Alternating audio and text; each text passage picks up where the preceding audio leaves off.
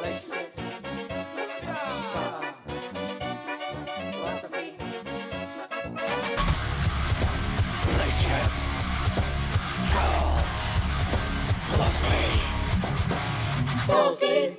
Hello and welcome to episode 13 of the Balls Deep podcast. Lucky number 13. Absolutely. What a great number. Isn't it Taylor Swift's lucky number? Yes, well done, Scott. As any Swiftie knows, 13 is Taylor's lucky number because her birthday is the 13th of December, 1989. I'm a Swiftie. And on the radio station today, they did a quiz and they said it was like all about the latest news. And it was just one question. Someone called in and it was which tennis player was spotted at a Taylor Swift concert this week. And I thought it was Raducanu, because if I'm not mistaken, you've told me Raducanu is a big Taylor Swift fan. But I was, yeah. No, that's Iga Swiatek. Oh, and I Iga probably said her name. Swiatek, yeah. So I knew there was someone who's a fan, so I was like, Raducanu. Raducanu. And the person said Andy Murray. I was like, God, Andy Murray isn't going to be there. Oh, well, interesting, because, what? That wasn't the correct answer then. You say No, that was wrong. It was wrong, yeah. Okay, I know the answer. Wrong. Yeah. What's the answer? Roger Federer. Well done, yes. Baby, like, it's Taylor Swift and tennis. They are my two buzzwords. Like, if it involves Taylor Swift and or tennis, then I know about it. And if it's both, then trust me. Your head explodes. Literally. Yeah. Well, interestingly, Scott has got some things that he wants to share at the start of this podcast that I do not know about. So, would you like to take it away, Scott? Yeah, I want to tell you a couple things. So I'm insured on Shelby's car. It's a great runner. Was it? What? Have you crashed my car? No. Oh my God! What? I've got something to tell you. Oh my God! No, Shelby looked really shocked, and I thought it's something I said. That I was like, oh, what was I supposed to say? No. Is it a Fiat 500? Fiat 500. It's a Fiat 500L, so it's like a larger model of the Fiat 500. It's 5-door, spacious, very nice. It's surprisingly spacious. Everyone that sees it is like, wow, this is quite big. It's like, but it's also. That's what she said. Well, there we go. It's so it gets a lot in. Like, we've put 5+ suitcases in there. I've been camping with it. It's fantastic. But anyway, I drive about and it's super helpful having it. I've added it up over the last 2 weeks. I've done like 16 hours of driving. Wow. Yeah, I've used a full tank, so you don't owe me anything for that tank.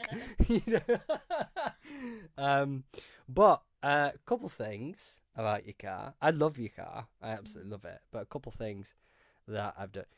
Your license plate, I think it. I mean, I don't see your license plate, but is it I or is it a 1? It's 1. Fuck. I learnt this today. So twice I've parked up and I've put in your license plate. And it's like, does not recognise.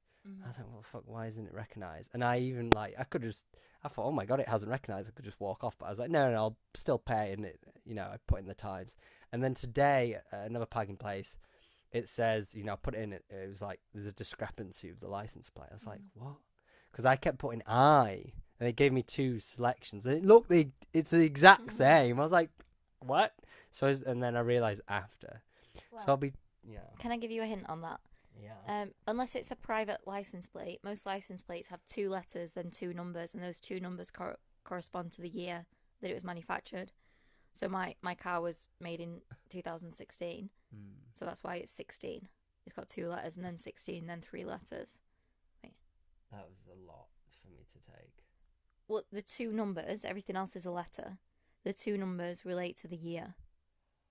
Oh, the rest of the letters. Oh, okay, I didn't know that. Yeah, so it's letter 16, letter, because it was made in 2016. Oh. Like, I used to have a car that was letter 02, because it was made in 2002. I didn't, obviously, because I'm far too young, but my family did. Yeah, so the more you know, there you go. That's why it's a number. I didn't know that. So even though I passed my test when I was like, I think 21, I've never owned a car, and I've never, I've only the last few years I've driven a lot more through Well, in the last 3 years. Last year. What do you mean? I've started. Maybe the second year I started driving your car when we were together. Maybe. Yeah. Yeah. Yeah, I think so. No, So, you've like- been, you've been driving it for like a year, I'd say. No, I haven't. I've been driving it for at least 2 years. And might I Wait, say, can I just say that you started driving it when, like, shortly before we went to Kendall Calling in Isle of Wight. So I reckon it'll be like just over a year. I feel it's been way longer than that. I've done so many miles in that car. Yeah, you have since. Like, I'm a passenger princess now. Like, Yeah, which I'm happy you've admitted for the audience, because for so long Shelby was driving us everywhere. and And you're my passenger princess. I was, but you have to admit I drive us most of the time. You do, Pretty much, yeah. and I'm glad to let you do that. So Yeah. thank you, darling. No, I honestly I love driving. I think because I miss that buzz, because everyone gets a car super young and has a car and drives a bunch, but I haven't, so I still get excited by driving. I've been a bit stressed the last 2 weeks because I don't know why, but every route I've gone in the last 2 weeks has been 30, 40, 30, 40, 30, 40, and I'm like, fucking just put me on a motorway. So I might deliberately start choosing motorways and just add 10 minutes on just for a bit of sanity. And your cruise control is fantastic. So it's just like, I used it loads today. It's like, oh my God, it's great. So yeah. So that's one thing, your license plate. The other thing, don't worry, nothing bad has happened. I just want to preface this, but I did come the closest to a collision Oh my yesterday. God. What? Yeah, don't worry, it wouldn't have been that bad of a collision, but it would have fucked your car. Baby, what happened? So I was going down. I went to my friend. So my friend lives on a canal boat. He's actually doing it up. It's incredible what he's done. He's done it over 2 years. He's just finishing it. Actually, he's just painting, but it looks totally different. It's amazing. Anyway, it's his 30th, so I went down. But he parks it up in a farm because he rents that plot of land there to park up there. And anyway, the country road to that farm is like, oh my God, it's just the way. It's not a one way, but only one car can drive down it. And it's quite long. It takes you about maybe 8 minutes to get down. Like, it's quite long, but it's a dodgy path. Like, it's hard not to hit not trees. It's hard to not to hit the bushes. Like, it's not. Yeah, it was pretty irritating to go down. I don't fancy going down it much more again, to be honest. But anyway, and it was my first time driving down it, and I was driving down it. I was maybe going a little too fast. I had maybe 25 or something. And also, what's annoying about it is it's constant corners, so it's blind corners constantly. Like, I can't see.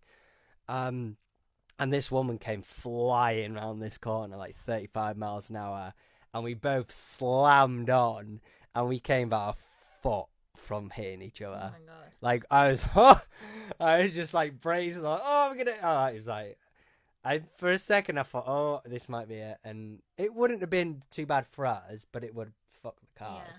So it didn't, but I blame her. But she came flying around this corner, and we were about a foot from hitting each other. Wow.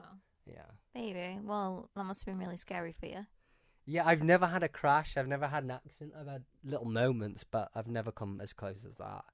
And then obviously I had to then revert. Oh, it was annoying because the turning there was a space closer for me, so then I had to reverse, go into the turning so she could come through. Then I drove back up, and then 30 seconds later, two other cars came. I had to reverse, let them out, and I was like, oh my God, like, how do I get down this road? Do I wait for 10 minutes to see if there's any more cars, or do I just drive? So then it's weird because then you start driving faster to get down this road, so then no one else can come up. Yeah. But it's so dangerous. There's so many blind corners. So yeah. And then I got there and I spoke to a mate. And he was like, yeah, just like a month ago, my van got hit by. I described this one. He's like, I bet you that's the exact same one she hit my van. So yeah, a couple of friends have all like. One friend was going to come to the party. He refused to go down it. I think he has an Audi, so it was quite a. Yeah, so that's probably why. Brilliant. Yeah, so. Darling. Well, that's terrifying. There was actually my dad's just dropped me off at Scott's, and there was a really bad accident. Well, not really bad, but there was an accident with police on site in Hemsworth, just coming through now. Is it? It looked like a head-on collision between two cars. One of them was a Fiat 500. Have you heard about the Leeds accident today? No. I'm not clear on it. I'm trying to search it up, but there was a car that was set on fire. Oh my god. And it had 2 kids in it.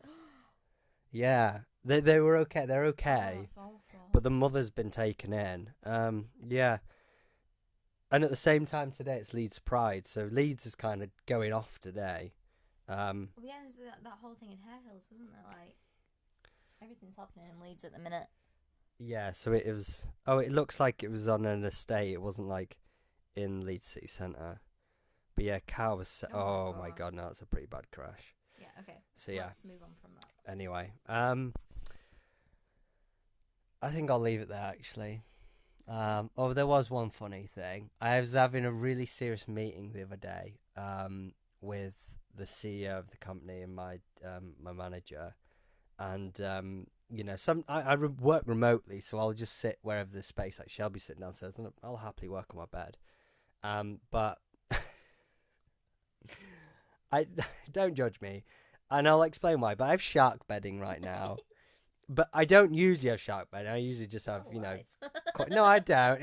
It's all. I've only had it for like maybe 4 weeks. But there's a very specific reason. It's because this is the bedding we bought in the US, and it's a really thin quilt. So for summer, it's really it's really more pleasant.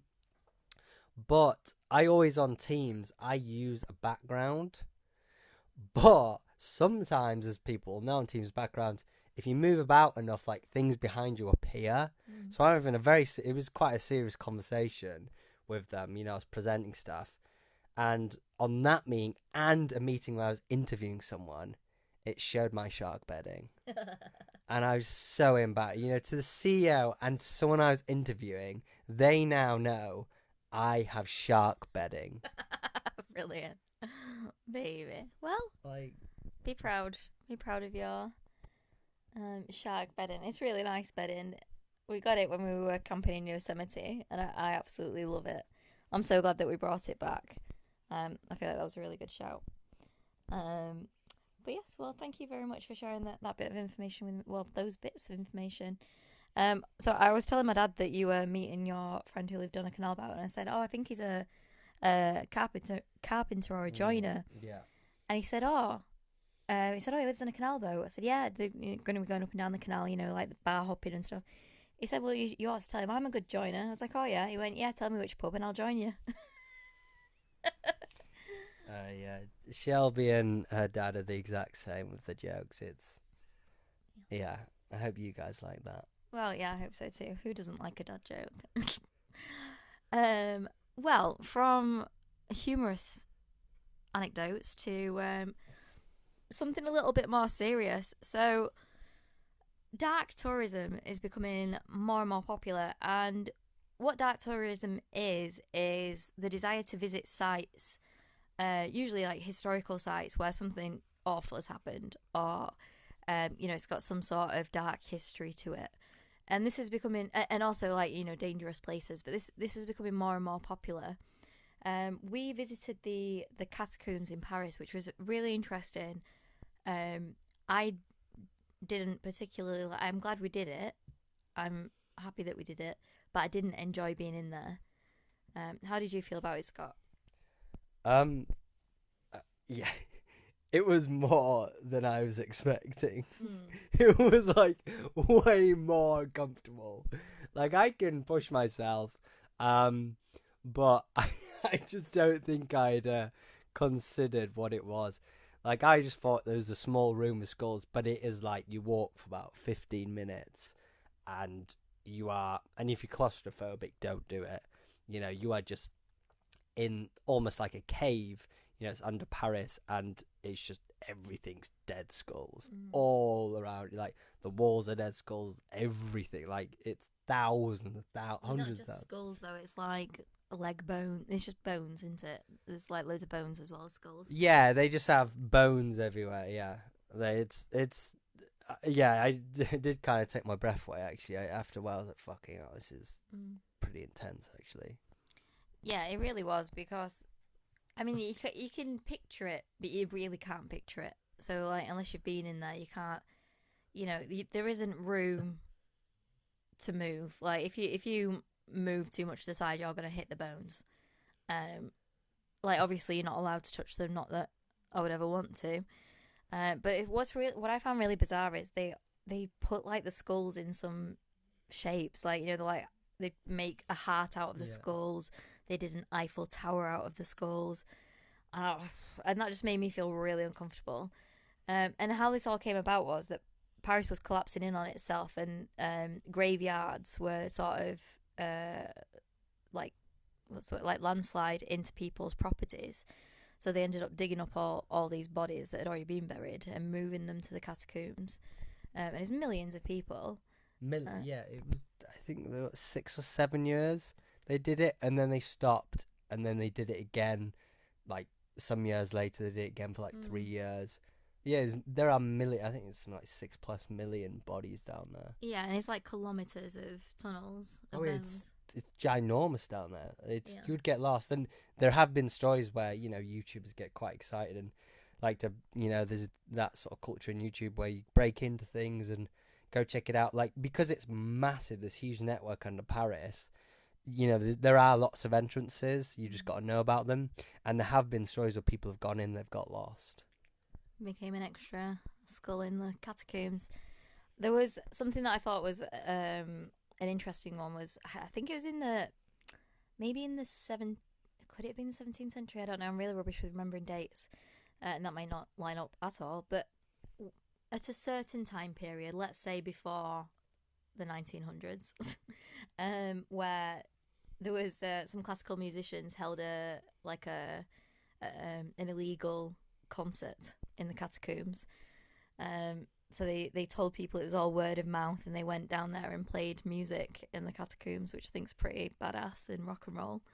But yeah, it was just it was quite overwhelming, like to go in there, and it was like just so somber and dark, and yeah, really eerie. Something that I found quite amusing is maybe not amusing is that they had an AED down there. A defibrillator, because I was just like, you're a bit late for that. That was a good joke. Oh, I'm Like, sorry, I've ruined your joke. you have ruined my joke, but I saw the AED. Say it again. Okay, I'll start again. So there was an AED defibrillator down there, and I thought, you're a couple of 100 years too late for that, mate. Thank you. That's funny. Appreciate it. I've just found out it's over 200 miles long. It's not long. It's 200 miles worth of tunnels, and the party they had was in 1897 on April 2nd. Ah. Yeah. Very good. Very interesting. So I guess this now begs the question, Scott. Do we have more of an interest now in dark tourism? I'm trying to think so after the catacombs, we saw we were walking to, I think, Notre Dame or just somewhere in the centre of Paris that we were looking for from the catacombs, and we saw that there was a cemetery and we could cut through it, and we saw quite a few people walking through, and we thought, well, why not, let's go walk through this cemetery. And what's interesting about the burials in France is that, and I suppose a lot of European countries and a lot of countries worldwide, we saw this in Mexico, they have above ground burials. Like they'll have like a tomb, like you just be like rammed with tombs. I don't feel that you see that much in the UK. No, not at all. No, but it's really nice. It's like mini homes, isn't it? It is. I think it's really sweet because you can see ones where you can go in and there's like a little seat in there, and then there's like a picture on a mantelpiece, and you can light a candle, put some flowers. It's kind of like a really private place to then go and pay respects to your loved ones that have passed, rather than being out in the open. But I don't know what happened, but we're in this cemetery. Bearing in mind, there'll be God knows how many cemeteries in Paris, and something in me just went, I wonder where Jean-Paul Sartre is buried. And it just so happened that it was like a minute walk from where we were within that very cemetery, which blew my mind. I'm convinced that he sent me a message from beyond the grave. Because why would I think that? Why would that just pop into my head? Yeah, it was odd because we didn't even talk about what's his name? Jean-Paul Sartre. Jean-Paul Sartre. Yeah, we didn't even speak about him that day, and there was no intention. So, yeah, I'm. He might have been calling out to you because you're massive into all of that, aren't you? Yes. You studied a lot. I did. And by that, what Scott is saying is I love an existential philosopher. So for those that don't know, Sartre was all about, and I can't pronounce it the French way, I'm rubbish at it, Sartre. So I just say Sartre. Apologies. He was an existential philosopher all about the meaning of life and, what is the meaning of life, which is the number one question, I suppose, that plagues us all. And his take on it was that life doesn't have one meaning for all humans. Life only has the meaning that you give to it, and that's for you to decide. And he was with a also famous philosopher called Simone de Beauvoir, and they were like, I'm trying to think, it was a famous celebrity couple, like the Victoria and David Beckham of philosophy, like a couple of cool kids. Sat smoking with the berets, discussing the meaning of life and feminism. So they were, and they were buried together, and their tomb was really sweet. Like, it was covered in red lipstick marks. People had kissed it. People had left train tickets, which I don't fully understand. But they'd also left like postcards and notes and messages. And there's a tour group there, so like I guess you can do that. A dark tourism tour, I guess. But it was, for me, really special to see that because it was just such an unexpected treat. And that's one of the things that I love most about traveling, is the things that you don't plan, that just, the things that you come across. And that really, if you'd have said to me, what would blow you away? Well, I suppose I wouldn't guess seeing Jean-Paul Sartre's grave. But like, that for me was like, wow, really special. And especially after the morning that we'd had visiting the catacombs, it felt like an appropriate thing to then walk through a graveyard. But how did you find that, Scott? Yeah, I'm so happy it worked out, you've spoken about him, but I know as much as what you've told me. I can get into philosophical, say that word for me. Philosophical, you said it right. That word. Conversations, but I don't really know a right lot into who the leaders are in it. So I think it's it was a nice thing. One thing I didn't like about it is some old man appeared, and he just started picking up all the things on the grave and just sort of looking at them, and then just throwing it back on the grave. And then a woman came up and just started looking at it, and then he just started chatting her up. I was like, oh god. Oh, I didn't notice that. Well, I don't know who he's chatting up, but his eyes lit up when she. Was he saying "Ooh la la"? Yeah, Bonjour, mon chéri. His eyes lit sorry, up. French people. I'm sorry, that was probably really offensive to French people. I'm sorry. No, it's fine. It's fine. I'm sure it's fine. But yeah, I just thought, oh god, just pig. Would I do more dark tourism? I think that for me was probably my limit level, as in if we're talking scales of level. Yeah. Like because there was a book which I actually should have really bought it because it was a very interesting book, like it is. But it basically had all the dark tourism things, around the world. I have taken note of it though, as I would definitely buy that book. And it did have some sort of scale system on it, which is good. So basically, whatever the catacombs is, I would probably stay from that level down, because I think the catacombs was like anything above that. I think might be a bit much. Well, I can't even picture what could be above that. Well, I know what can be above it. Because I've seen a TV show. Actually, on Netflix, there's literally a TV series, like six episodes, and one of the episodes they go to the front line of a war zone, and if you watch the trailer of the episode, it's just fucking they're in the trenches like laughing, and there's a doof doof like bullets just go flying over. I'm like, what the fuck? I'm sorry, but I think those people are really stupid. I think that's a step too far, personally. That for me is crazy. Another one. Sorry, you're not gonna like this. Another one. They took a bazooka to a cow. How is that dark tourism? That's just animal exploitation and cruelty. Don't know. Unspeakable animal cruelty. Luckily, the person went, "What's a bit far for me?" Actually, he shot. They didn't show any animal stuff, but he was firing off there. They show him firing off. That's absolutely despicable, and those then- people deserve hell. They just brought a cow and gave him an RPG and was like, "Do you want to?" And he was like, "No, actually, I think that's a bit much."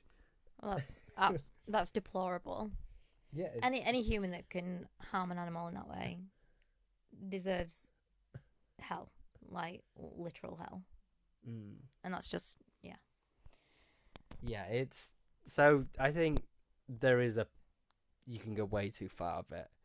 But there was like some other interesting ones that I would definitely be interested. There's like, I think it's in Poland. No, it's in Russia, and it's you can actually see a real life spaceship, rocket ship. Did you call them rocket ships? No idea. Rocket? A rocket, yeah, a rocket. And it's really cool. It's like it was totally basically, I don't know, they lost budget or whatever it was. I don't know the story, but the whole rocket is still there, and it's the full. It's all got like trees growing around it and everything now, but it's a rocket fully built, and you can go visit it and see it. I think that'd be quite cool. Yeah, I do. I don't see how that's dark tourism. See, yeah, I don't know. Maybe something really bad happened there, where is the reason why it stopped. Maybe like a load of people died or something. Oh right, yeah, okay, that makes sense. I was trying to think. There's one that. Oh yeah, I guess when we went to would the Hiroshima Museum be considered? I mean, I would put that in dark tourism. It was rough. I feel like it is. Like, I think that if it's a museum, then I kind of feel like it's almost not. But then because of the content of the museum, that was brutal. I think that was. I don't know what I would say was harder, that or the catacombs. I'd say they were pretty much on par. No, I think the museum was much harder. Actually, in hindsight, I don't know. But I think I like. No, I'm gonna hold the mic because you. You to. Yeah, but you're terrible at holding it at your mouth. Well, I think that I sound fine on all the recordings, so. Yeah, but I can't hear you on my headphones when I check it. All right. Okay. Well, I'll talk loudly then, shall I? Well, just right. You made me forget what I was saying now. Catacombs. At the catacombs, I felt really overwhelmed. I felt like it was like we were trapped in there with the bones because there was no end in sight to that. So I think that, and I think it was the claustrophobia of that I'm saying. Like, it makes me feel like it's on a par, but actually the content, because of the cruelty of the Hiroshima atomic bomb, I think that makes that far worse. You're right. But yes, interesting. Any other dark tourism topics to discuss now? Okay, well, from dark tourism to dark humour. We went to see a really fantastic Welsh comedian called Rhod Gilbert. I got these tickets for Scott for his birthday because he was Scott is Welsh, you may know, and he'd never seen this comedian. I'd never seen this comedian, and thought it'd be a nice treat for his birthday. But as it turns out, I didn't know this at all before we went to his show. But he's been battling cancer, and his show was about cancer. And it was really interesting how he integrated this into the show. Would you like to talk a bit about that, Scott? Yes. And we're still on one mic. It's so sorry with the audio. This fucking company that, like, where's the brand? Because we're going to put them on blast. Sorry, I know I'm going to. Power DYs, don't buy from them because they've got awful customer service. Their mics are great, I'll be honest, but the customer service is trash. I've emailed them 6,000 times, and they've replied once saying, "Oh my god, yes, send me your details," and they've just never replied again. So the audio might be a bit annoying, I'm sorry, but we're just gonna end up buying a new one in a minute because they won't get back. No, Rod was great. Dwi Caru Rhod Gilbert, which means I love Rhod Gilbert in Welsh. Yeah, Rhod Gilbert's great. And it it was a bit of a shock for the first 10 minutes because, like Shelby said, we had no clue, which I felt a bit bad I didn't know, but I had no clue he had cancer. And he's had a stroke. So, and he did look like he's in a good position now. He's cleared. I think he's still got a bit of treatment, but I mean, he looked like someone who's just been blitzed by chemotherapy. But it was very integrated. I mean, his entire set was around dark comedy and cancer, but it was light. It wasn't. I guess you would call it dark, but it wasn't vicious. Like it was playful. It was playful. Yeah, it was really like he was talking about how he sort of got through it with humor, and which I think is really important for anyone going through a difficult situation to bring humor to it. So I thought it was great. Like he interacted with the audience. He spoke to people about their experiences. And he was like, I mean, at this stage when we saw him, he was saying that he still has to have a checkup every 8 weeks. So he's like really recently out of treatment. So to then do a show on that, and like he said, one of the first things he thought when he got the diagnosis was, I'm going to get a lot of content out of this, which I think is such a great attitude to have in the face of bad news. It's like, I'm going to get a lot of jokes out of this. Yeah, I feel like comedians are quite tuned into that, aren't they? Like I've heard of even comedians like, if like they're on a night out and they see something going off, or if they see just something that's interesting is happening or something weird, they'll be like, can I just join you guys because I just want the story for my comedy? And they'll just want just for, I've heard that a couple of times. But I think the funniest thing about it is that he sponsored this ward in Cardiff. He's been sponsoring for a long time. He sponsors a couple of charities and put some money to it. But of course, he never thought he would actually have to be in that ward, and he just does so much funny comedy around it. Like I think the funniest thing is just seeing a poster of himself in the chemotherapy room, just like, you can do it with thumbs up. Yeah. And like at that point, he didn't have cancer. He now looks at him like, what a dick. Well, yeah, because he's like an ambassador for these charities, isn't it? I think that's quite an amusing thing to them. Yeah, I think I'd get pretty frustrated at that, but no, it's lovely. He's fantastic, and we were so lucky we got to meet him. If you want to meet acts, especially if it's small venues, honestly, just go to the stage door. It works for us every time. We've met a bunch of acts. It's any type of act, comedians, bands, Podcasters. But, yeah. We met Jack May in the pouring rain at Leeds Grand Theatre. They stayed out and met every single person in the pouring rain. They were great from the Happy Hour podcast. So they were fantastic. We met Rhod Gilbert. We've met Steve-O. So go to the stage door. What a great tip. Go to the stage door. If it's a big stadium or arena, a lot of the time they'll come out in buses or side doors, so you can give it a go. It can still work, but it's a lot more unlikely. But if it's a smaller venue, and to be honest, bands sometimes, if it's got a lot of bands on, a lot of the band I found bands just come into the crowd. So just know what they look like, what the guitarist looks like, the drummer look like. You'd be surprised. They'll come into the crowd and they'll just watch the next band. Yeah. I've had that happen a couple of times.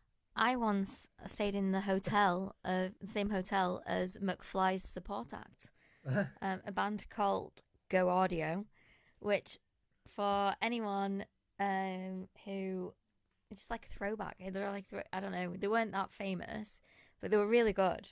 I don't think they're still together, but they had their most famous song was called She Left Me. I can't remember off the top of it. So no one finds out she left me. She da da da da da. It's like that. Anyway, it's a great song. And we were in the so it was me, my mum, and my friend Emma from school, and we were staying in the Premier Inn in, I want to say Nantwich, maybe. It was near a race course. Where the fuck's Nantwich? I think it was Nantwich. It was near Newark. I think it was near Newark Racecourse. And just look up Nantwich and see if it's in Ambassador. What's his name? That big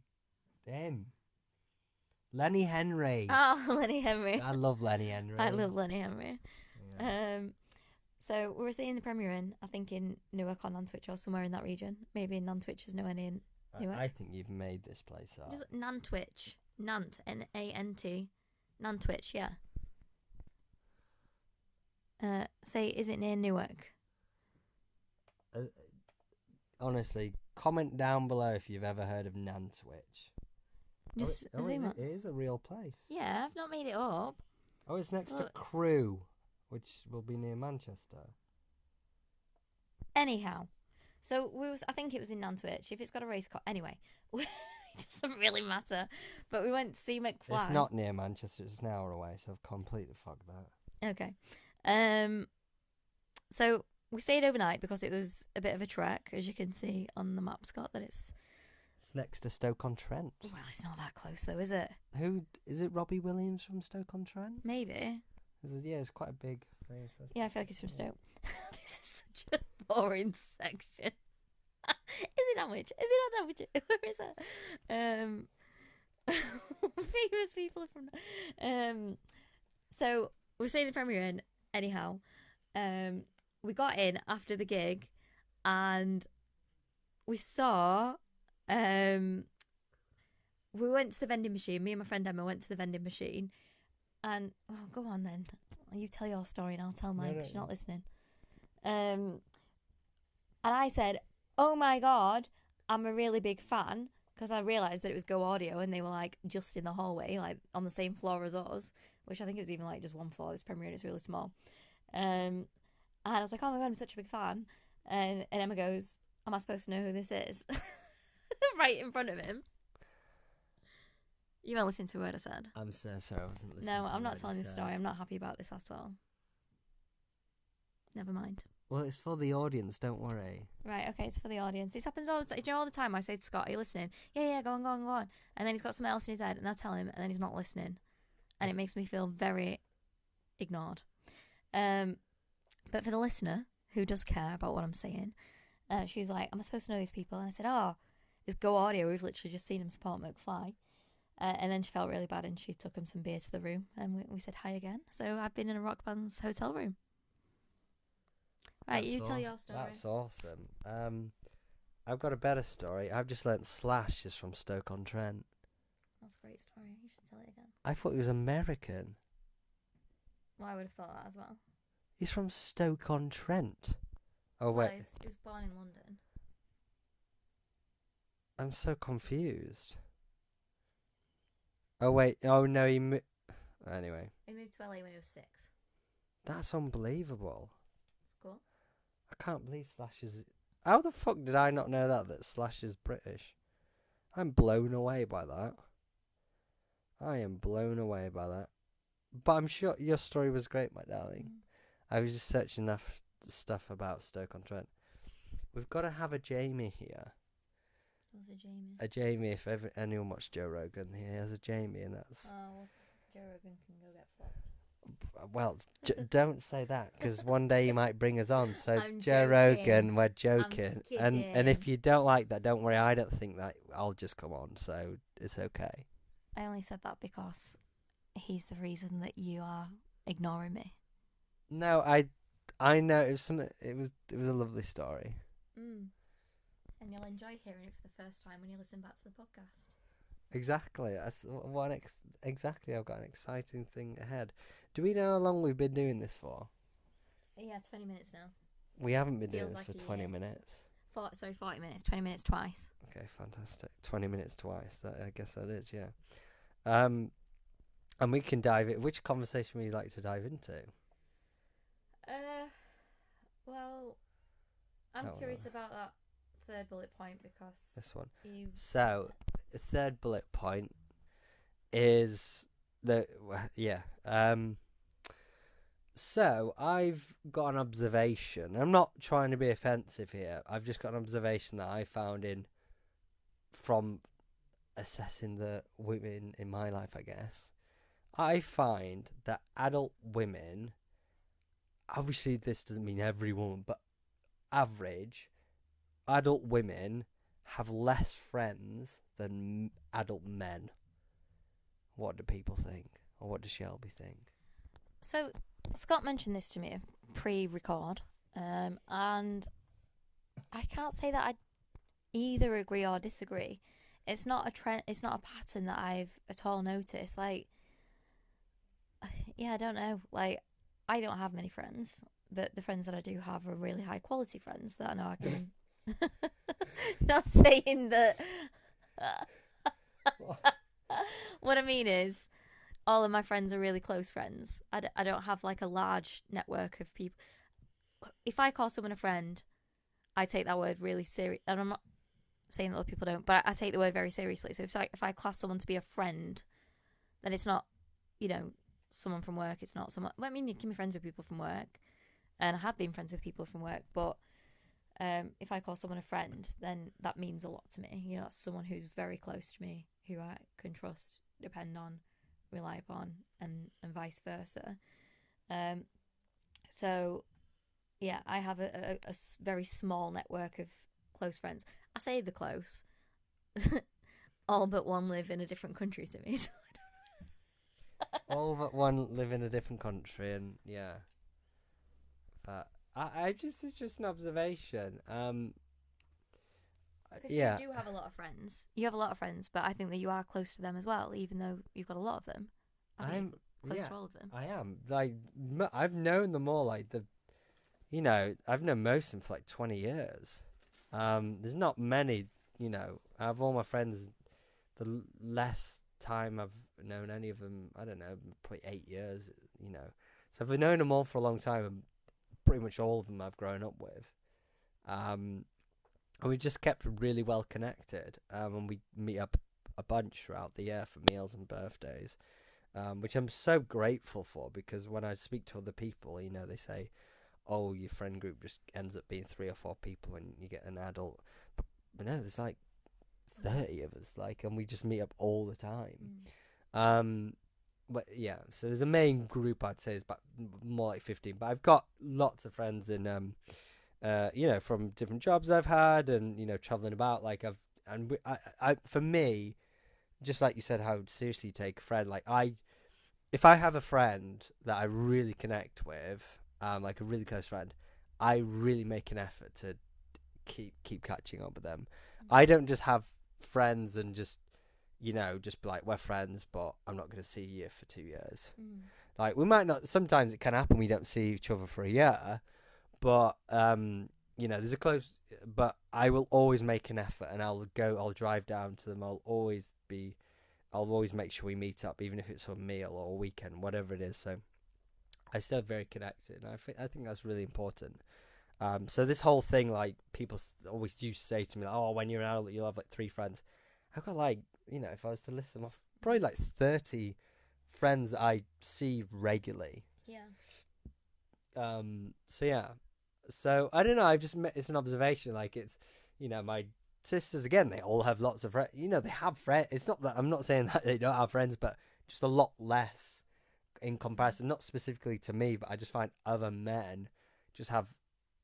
I've just, it's something I've noticed within my network, I guess, within people I know, that men just tend to have bigger groups of friends. And I don't know if that's a different way we approach social situations. I don't know. I don't want to go as far as saying men are more proactive of meeting up, because I don't think that's true at all. But I don't know. It's just an observation I've seen, that I think that men tend to have bigger groups of friends. I don't know why that is. I don't know whether that's a good thing or bad thing. I don't know. I have, again, this is through my own experience, I have heard many times through my female friends that there's a lot of bitchiness that goes on. And I'm starting to feel like I'm sounding like I'm just saying men are great, but I'm really not. It's just what I'm going off what I've heard, like what I've been told. Like, many women have told me, like, they just, some friends just turn into nutters, and like they just go weird. But again, none of my mates have done that. Like, none of them, they've had moments, but none of them like just turned into an arsehole. Like, I would find that bizarre, why that would happen. So it's just an observation. You know, I could be wildly wrong with it, but it's just something that I've picked up on, and I just wondered if anyone else thought that too. And I'm not bringing it up as a good thing or a bad. I just thought it was quite an interesting observation. Yeah. Well, can we stick a poll on the? We'll do our first poll. I don't know what that poll would look like. Would it be like, are you a man? Are you a woman? Are you non-binary? Like, are you? How many friends do you have? We'll just make it simple. Yeah. No, we'll just say, do you think women have less friends than men? Yes or no? Oh right, yeah. Yeah. That makes sense. Yeah. Okay. Yeah. No, it's an interesting one. Very good. Well, okay, yes. This will be an interesting topic of discussion. This stems from something that we came across, I believe, first in Dubai. Is that right, my darling? Yes. Yeah, so we first came across this. We weren't actually sure what the taxi drivers were saying. At first we thought they were saying sea energy, as in like energy from the sea. Did you not think that? No. Did you? I'm certain we didn't both know straight away that it was the letters CNG, because I'm sure that we've had a discussion recently where I was like, oh, that's what it stands for. I don't know. All right. Yeah. Fine. I didn't know. No, I didn't know what they were talking about. But I didn't think it was energy from the sea. Like, I didn't think they were saying, "Oh, energy from the sea." But I didn't. When they kept saying it, I didn't have a clue what they were talking about. Like, I just didn't understand it, because they kept saying CNG, and we're like, "What the fuck is CNG?" And then we finally got into a good conversation with someone, one of our taxi drivers who drove us from Abu Dhabi to Dubai, which is a really quick drive. I think it's like just under an hour, but for how far they are from each other, that would take 2 hours in the UK. But the roads are great in the UAE; they're just straight, and you just they're straight, and you can go much faster. So it's so funny because in the taxis they have speedometers in them, and it'll audibly. Are you about to do a fart? I'm just stretching. Shelby just went off to the side and put her bottom towards me, and I thought she was going to have a big fart. I'm stretching. Well, listen. We've both had a big day. Your day's been bigger than mine, so I can't really complain. But my body hurts, so I'm stretching. yeah, we haven't even said about that. We are fucked. We might sound really energetic, but we are fucked. I've done a marathon and been socialising. Well, I did socialising. I had a marathon today, which was an hour away, and had a heavy week of. The last 2 weeks have been heavy as fuck, and you've had just a heavy day. Yeah. Back to back. Yeah, just long work day as well. But on my feet and in the sun and heavy lifting, manual labour. Yeah, but she's been doing that since we've come back from India, so you haven't stopped. So you're just, So We both pooped. we're pooped. But this has given me energy, which is really interesting. It's really nice. Yeah, but CNG energy anyway. So I want to tell you the interesting power of CNG energy, compressed natural gas. We saw this firstly in Dubai, and then we saw it in India, and they kept on saying CNG. What the hell's that? Anyway, it's this energy that's lower cost than diesel and leaded fuels. It's abundant in reserves. It's way cleaner emission. Way fewer harmful emissions, including lower levels of CO2. It's renewable. It can be produced, from renewable sources, from biomass, enhancing, sustainability. And there's lots of countries that actually use it, but the UK doesn't. So, but there's countries like Dubai, apparently Brazil, Argentina, use it, China, United States. But a lot of these countries, they only use it not for, how do I explain it? Not for just cars on the road, usually just for lorries, for drivers. So yeah, so check out CNG Energy. I don't know why we're not got this in the UK or around the world. So it's just the reason I said check out, by the way, because we're doing a little shot there. So CNG is just, I think, fascinating. Seems quite easy to produce. Obviously, it involves a bit of an infrastructure, but I'm just thinking in the interim of electric car. I know people have electric cars, but still, you can't just have a fully electric cars if you drive a lot. Because I mean, I remember I was speaking to this woman like a couple of weeks ago, and she had to stop 3 times up to Scotland. Like, oh my god! Like, and you're not stopping for 5 minutes; you're stopping for like 45 minutes. Like, oh my god! So I love electric. You know, it's fantastic. It's coming in. Thank you, Elon Musk. But you know, it's still, you need a hybrid really. So I think CNG energy is really interesting. You know, it's again cleaner emissions. It's way cheaper than unleaded diesel, which is fucking expensive as hell in the UK. Um, let me give you a couple other facts. It can be captured from landfills and wastewater treatment. Plants by biogas turning waste into energy. That sounds great. Um, and yeah, it just seems great. I'm just trying to look at my other points here. So I just think it would be maybe a good interim or just another alternative right now, rather than just fucking our planet up with, you know, the petrol and the diesel and the unleaded, all that crap right now. Let's get CNG. So well done, India and the UAE, and there's Brazil, Iran, India, Italy, Colombia, China, United States, Argentina, Brazil. All of those countries are using it. But again, it's less for commercial, I guess. Less for commercial. It's more for like work. So for like lorries and vans, it's more for like logistics, let's say, to, you know, for, you know, companies that are running logistics. So I don't know why we haven't tapped into it. I think it's, and the craziest thing is I didn't learn this online. I didn't learn it through someone speaking to someone. I didn't learn it on a podcast. I learned it because I traveled to another country with my darling. I traveled to another country and I learned about it through a taxi driver. So it just really opens your mind to how much there could be out there that could change this world. And there are so many other things that we have actually seen that I could dive into. But I think this was definitely the most notable one. And we don't know about it. And just through traveling, we've learned that. So I think, yeah, it really opened my eyes to what else is out there to save this planet that we're not, you know, not implementing. Yeah. But yeah, that was so have a look into CNG. CNG, the separate, you know, just the letter, compressed natural gas.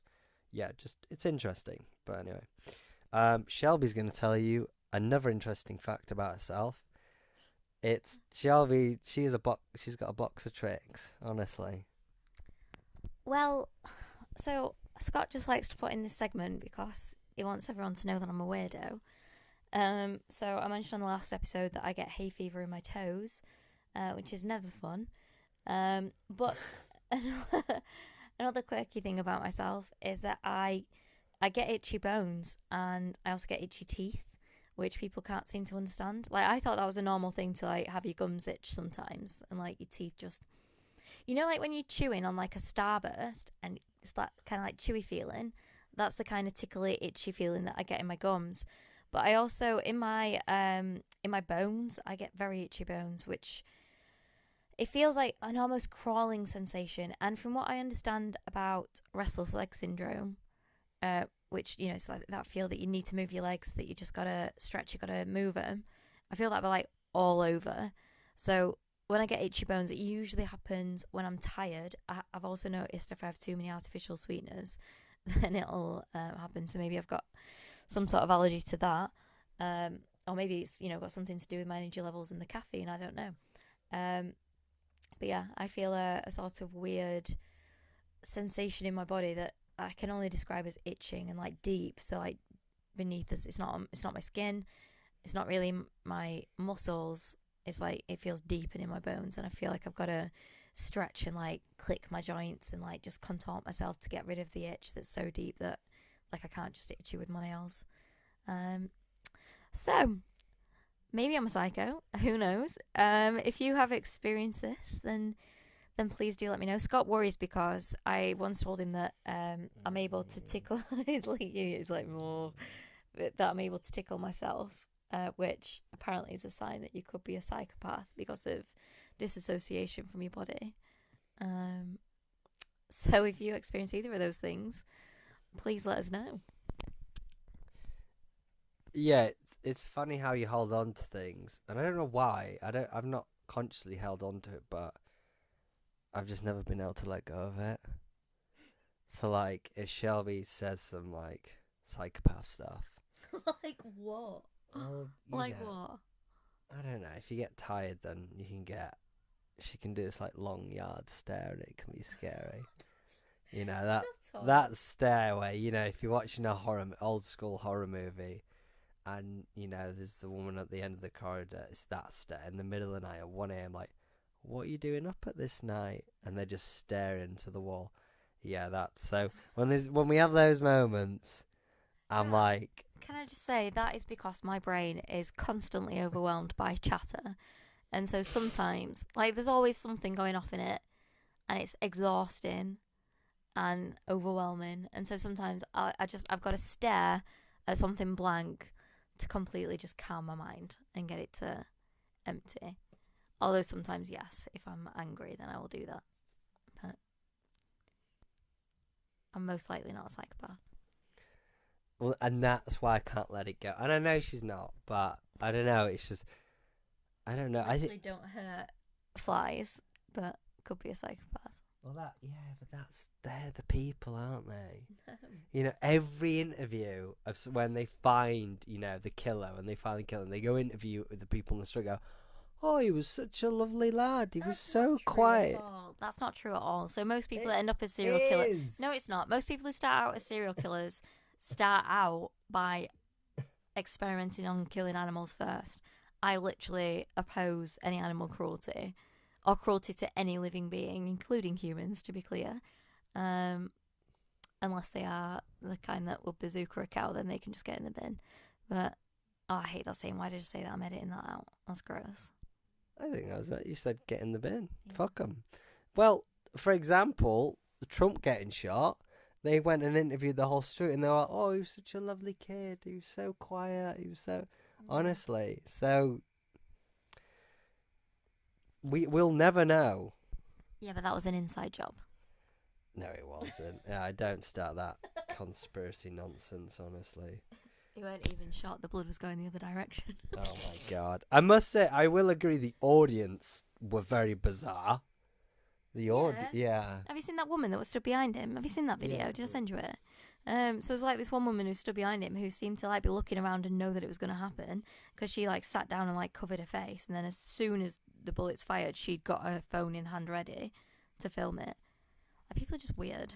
I don't know, can't cope. Have you seen Hulk Hogan? Oh my God! So no. Hulk's a massive Trump fan, and it's a literal like political rally that should be serious. He's like. He's ripping off his shirt while he's doing it. So he's got a Hulk Hogan shirt, and underneath it he's got a MAGA shirt, Make America Great Again.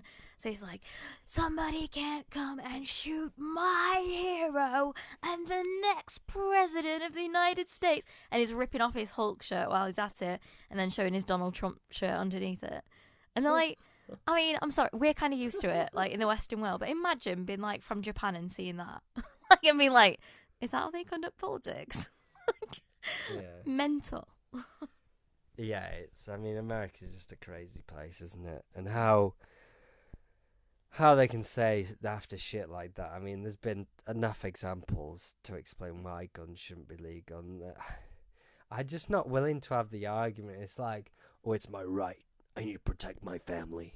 What the fuck? And I'm Batman. Yeah, it's just like, what the fuck? You're not a militant operator. Like, you just from fucking... And like protecting from what? Someone else with a gun. Exactly. Well, that's the whole thing, isn't it? Yeah, it's like someone else will have a gun in. But it's like, fucking hell, you're not a militant operator. You're just operative. You're just a citizen who fucking has gone down the shooting range a couple times, and now you think you're, or Navy SEAL. Just like, are you okay?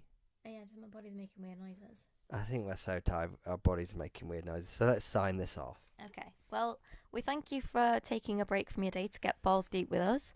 Until next time, remember, Stay ballsy. dive deep, But don't forget your snorkel. Balls deep.